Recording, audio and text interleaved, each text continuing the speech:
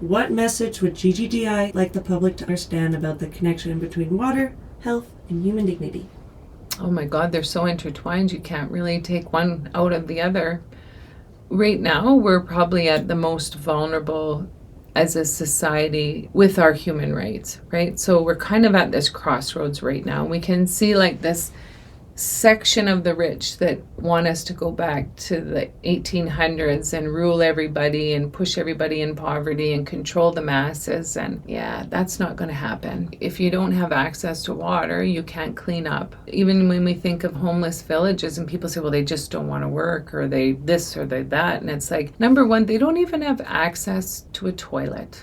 They don't have access to wash their hands. They don't have access to clean their clothes. And there goes the dignity and the inability, because when they get a job, you need to wash your clothes, you need to clean up. And if having access to communities that, support the people that are most vulnerable so that they can participate in the world. Because we have expectations. You can't be stinky and you can't be dirty and you can't be, you got to be a certain way. But if you don't have access to that, how can you participate?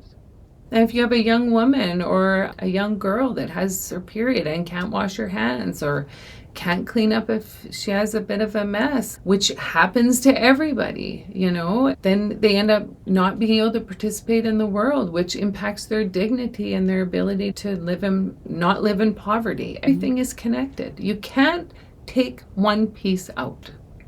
You can't, because they're all intertwined. That's just how it is.